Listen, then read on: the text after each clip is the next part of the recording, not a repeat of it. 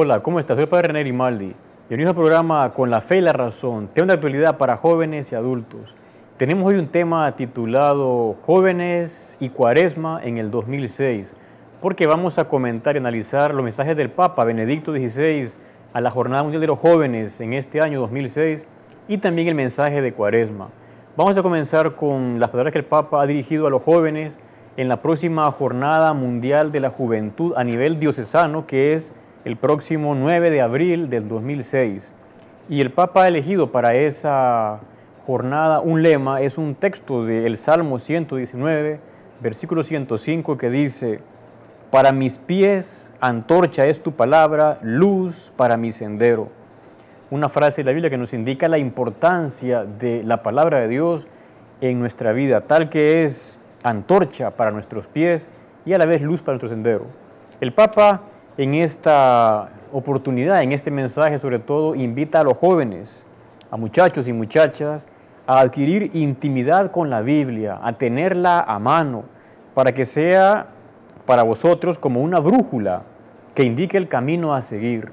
O sea, que los jóvenes conozcan bastante bien la Biblia, que la tengan a mano y que sea así como una brújula que les indique el norte, el camino a seguir en su propia vida. El Papa dice que leyéndola aprenderéis a conocer a Cristo. Como usted sabe, la Biblia es palabra de Dios. Dios que habló de muchos modos y muchas maneras en el Antiguo Testamento. Pero luego habló de manera directa, podríamos decir, a través de su Hijo, que es Cristo. Por eso toda la Escritura va orientada hacia Jesucristo, a que esa palabra, ese verbo divino que es Cristo, al hacerse hombre, nos revela en plenitud lo que Dios es. Por eso dice, leyéndola, aprenderéis a conocer a Cristo. Cristo que es el culmen, el centro de la revelación. Y cita a un santo muy antiguo del siglo IV, V, llamado San Jerónimo. Él es el padre de la ciencia bíblica. Fue quien tradujo la Biblia. Hizo una traducción de mucha calidad de los originales en hebreo y griego hacia el latín, tanto que se le llamó la edición Vulgata, que ha durado muchísimos siglos en la iglesia hasta hace poco. Pues decía San Jerónimo, el desconocimiento de las Escrituras es desconocimiento de Cristo. O sea, si uno desconoce la Biblia y no la maneja bien, en el fondo también está desconociendo a Cristo, que es la palabra de Dios hecha carne y que ha revelado en plenitud lo que Dios es. Por eso el Papa invita a los jóvenes a que profundicen en la palabra de Dios, pero no de manera como general, sino siguiendo un método muy antiguo que se ha llamado en latín lectio divina, la lectura divina, la lectura de la palabra divina de Dios. Y es una especie como de itinerario espiritual, como un camino espiritual a seguir por etapas. Vamos ahora a ver cuáles son esas etapas de la lectio divina, etapas que los jóvenes o cualquier persona que nos esté escuchando podría seguir para conocer mejor la Biblia. Sobre todo quizás decimos el Nuevo Testamento, que es la plenitud de toda la revelación, porque habla de la vida de Cristo y de aquellos primeros que vieron, conocieron y siguieron a Cristo. El Papa en esa primera etapa de la lectio divina hace referencia efectivamente a la lectura, la lectio, que consiste en leer y volver a leer un pasaje de la Sagrada Escritura tomando los elementos principales. O sea, leer y volver a leer un pasaje, que uno se siente, ya sea delante del Santísimo, en una capilla, en un oratorio, o en su habitación, o al ir en un carro, cuando uno se va desplazando por la ciudad, entonces que uno lea un pasaje varias veces, que lo lea para sacar como el contenido principal. Así pasamos a la segunda parte de este proceso que es la meditatio o meditación. Dice el Papa, es como una parada interior en la que el alma se dirige hacia Dios intentando comprender lo que su palabra dice hoy para la vida concreta. O sea, una vez que uno ha leído varias veces ese pequeño versículo o pasaje de la Biblia, después de leer sigue meditarlo. Meditarlo y ver qué me dice a mí mis circunstancias actuales, qué me dice ahora, para que, como dice acá, sepa yo aplicarlo a mi vida concreta. Ahora pasamos al tercer apartado de este proceso de leer la Biblia, que es la oratio. Dice el Papa que hace que nos entretengamos con Dios en el coloquio directo. O sea, que uno ahora experimente esa oratio, esa oración, estar como en un coloquio con Dios, porque sabemos que Dios existe. Dios nos mantiene en el ser a toda la creación. Dios está en todas partes y nos ve. Y nosotros podemos, con nuestra alma en gracia, con la ayuda de la Biblia, entrar en ese diálogo con Dios, esa oratio. Leer, meditar, oratio, oración. Y por último llegamos, dice el Papa, a la contemplatio o contemplación, que es la cuarta parte de este itinerario.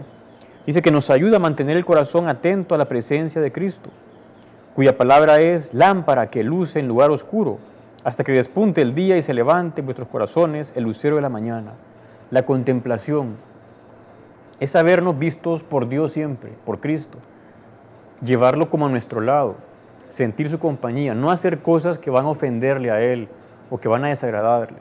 Realmente esto es muy importante y da una gran paz y serenidad en la vida de uno, porque uno va a la par de ese amigo, de ese Dios, que es nuestro amor también, a quien no queremos ofender. Y así haremos siempre el bien y seremos personas felices. Por eso, dice el Papa, la lectura, el estudio y la meditación de la palabra tienen que desembocar después en una vida de coherente adhesión a Cristo y a su doctrina. Es lo que se llama la unidad de vida, que uno después de haber meditado esto, procure vivir como Cristo. Que no seamos hipócritas, que a lo mejor van a la iglesia o leen la palabra de Dios, pero no nos esforzamos por vivir esta palabra, tal que reflejemos a Cristo. Decía alguien, ojalá fuera tal tu compostura y tu conversación, que todos pudieran decir al verte o al oírte hablar, este lee, este vive la vida de Jesucristo. Tenemos que llegar a eso, no solo leer la Biblia de manera como abstracta o por curiosidad, sino para parecernos a lo que está ahí, sobre todo, como decía antes, a ese modelo en plenitud que es Cristo. Construir la vida sobre Cristo, acogiendo con alegría la palabra y poniendo en práctica la doctrina. He aquí, jóvenes del tercer milenio, ¿cuál debe ser vuestro programa? Ojalá que los jóvenes que nos están escuchando y también los papás y el resto de las personas quieran tener este ideal de parecerse a Cristo, poner en práctica la vida, la doctrina de Cristo, porque eso es lo que nos lleva a nosotros a vivir en plenitud como personas. Luego el Papa dice, es urgente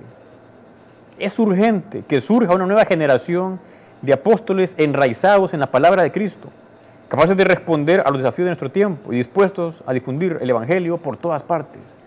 O sea, en este mundo que vemos, es un mundo que a veces está como alejado de Dios. Hay muchos antivalores ahora y se difunden incluso en televisión, o en películas, o en canciones, o en modos de vivir. Hay gente ya con un gran pesimismo, que piensa que es imposible que se pueda cambiar. Pues bueno, uno tiene en la vida dos opciones, o ser pesimista u optimista. Usted decida qué quiere ser, pesimista u optimista. No, yo soy realista, yo sé que nada se puede cambiar. No, por supuesto que se pueden cambiar las cosas, pero eso sí, hace falta una nueva generación. Que usted y yo queramos ser de esta nueva generación, de gente joven, con alma joven. No importa que tenga uno 15, 30, 80 años, pero el espíritu que esté siempre joven. Como lo vimos en Juan Pablo II y ahora en el Papa Benedicto XVI, tienen un espíritu joven. Por eso dice a los jóvenes, esto es lo que os pide el Señor, a esto os invita la Iglesia, esto es lo que el mundo, aún sin saberlo, espera de vosotros. Que seamos parte de esa nueva generación que quiere hacer que el mundo mejore.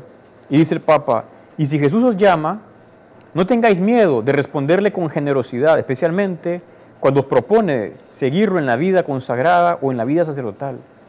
O sea que un muchacho o una muchacha quieran también parecerse a Cristo radicalmente, ser como Él, incluso entregándose en el celibato apostólico, renunciando a un amor humano acá en la tierra, en el matrimonio, para abrazar ese amor con mayúscula, que es el que más llena, que es Dios, seguirle en el sacerdocio, en la vida consagrada religiosa, o procurando ser santo, laico, en medio del mundo. Vale la pena, es un gran ideal.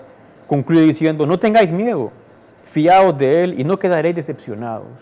O sea, que los jóvenes no tengan miedo de seguir de verdad a Cristo, de identificarse, ser como Él. Todo esto comienza con esa lectura de la Biblia. Ojalá, bueno, para esto no hace falta que sea 2 horas o quizás 1 hora entera, no, basta que sean 5 o 10 minutos de esta lectura, esta meditación esta oración, esta contemplación de un versículo de la Biblia. Por eso terminamos esta parte refiriéndonos a lo que el Papa dice, el lema de la Jornada de los Jóvenes para abril de este año 2006. Para mis pies antorcha es tu palabra, luz para mi sendero. Cuánto bien nos hará conocer la palabra de Dios. Ahora pasamos ya como a la segunda parte de este programa, que es glosar un poco el mensaje del Papa Benedicto XVI para la Cuaresma de este año. Y me llamaba la atención en un mensaje que dio hace poco, un domingo, en un Ángelus.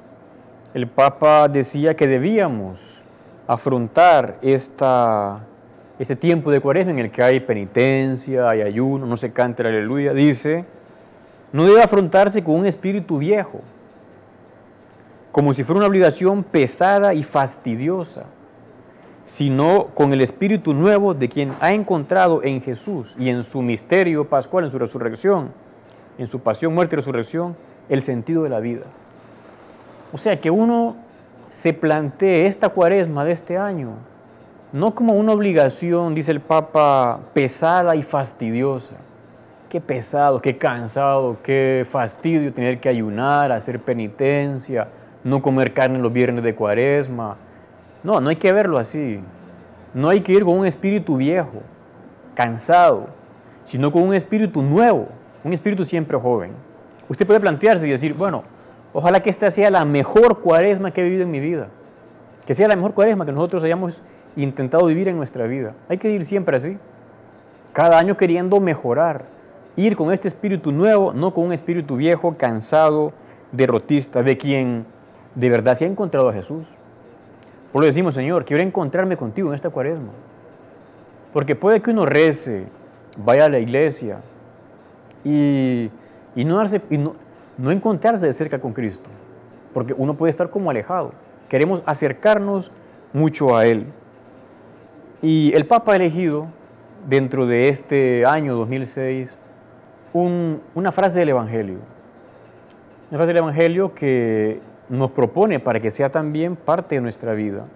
Dice San Mateo, al ver Jesús a las gentes, se compadecía de ellas. El Señor se compadecía de aquellas muchedumbres, aquellas gentes que andaban ahí, que lo seguían a Él, gente pobre, gente con necesidad, gente también, a lo mejor tenían dinero algunos, pero con un gran vacío interior. Jesús se compadece de ellos. Y comienza el Papa este mensaje diciendo lo siguiente: la Cuaresma es el tiempo privilegiado de la peregrinación interior hacia aquel que es la fuente de la misericordia. O sea, la Cuaresma es ir caminando hacia aquel que es la fuente de la misericordia, del amor, que es Dios. Porque Él nos acompaña a nosotros en nuestro camino. No estamos solos. No hay que desesperarse cuando a veces llegan problemas en la vida, dificultades. Unas pueden ser sencillas, otras más complicadas. No hay que perder nunca la esperanza ni la fe en Dios. El Papa dice que en este mundo nuestro hay también multitudes que están como hambrientas ¿de qué? De alegría, de paz, de amor. En todas las épocas hay eso, muchedumbres que viven en la desolación de la miseria, de la soledad, de la violencia y del hambre, que afecta a todos, sin distinción de hombres y mujeres, jóvenes, niños, adultos, ancianos. Y dice, Dios no permite que predomine la oscuridad del horror. O sea que ante todo este mal no hay que perder la esperanza nunca, porque Dios se compadece de nosotros. Y efectivamente cita, como dice él, a su amado predecesor, Juan Pablo II, que en el último libro que él escribió, un libro que se llama Memoria e Identidad, el Papa decía que el mal tiene siempre un rostro. Hay gente que hace el mal y que nos daña. Pero dice, hay un límite impuesto al mal por el bien divino y es la misericordia. El mal no va a triunfar, aunque veamos que a veces triunfa, pero son pequeñas batallas que gana, se podría decir. Hay un límite al mal, que es el amor de Dios, la misericordia divina. Porque Jesús se compadece de nosotros. El otro día comentaba con alguien cómo lo tremendo que fue la Segunda Guerra Mundial, cómo el país que invadió a Polonia, en ese momento era Alemania, gobernada por los nazis, cómo de esos países, el agresor y el país invadido en el que tanto mal experimentado y tanta muerte, de ahí saldrían más adelante 2 papas. Juan Pablo II, polaco. Benedicto XVI, alemán. Bueno, Dios sabe sacar también del mal cosas buenas. En este caso, muy buenas, porque han sido unos papas que han transmitido y transmiten tanto bien a nosotros. Sigamos con este comentario del mensaje del Papa en la Cuaresma 2006. Dice que hay un problema actual que también la Iglesia enfoca, y es el problema del desarrollo. Porque vemos mucha pobreza en los países, sobre todo quizás en el sur, en Asia, en África, en América Latina. Y la mirada de Cristo, esa mirada del Señor, también se dirige a los pueblos de ahora. Es una mirada conmovida, porque todos están llamados a ese proyecto divino de la salvación. El Señor nos mira no solo para darnos de comer, también para salvarnos. Sin embargo, dice, hay como lobos que quieren oponerse a ese proyecto de salvación. Hay gente que está empeñada a ir contra Dios, contra la religión, contra la Iglesia Católica, y son como lobos, porque en el fondo hacen daño a las personas, les quitan lo más importante que es nuestro sentido de la trascendencia, de que no estamos aquí en el mundo de paso, o digamos como para que todo termine acá, sino de paso hacia la vida eterna. Y explica cómo la Iglesia es consciente que sobre todo lo que hay que hacer es promover un desarrollo integral, no solo de pan vive el hombre, un desarrollo integral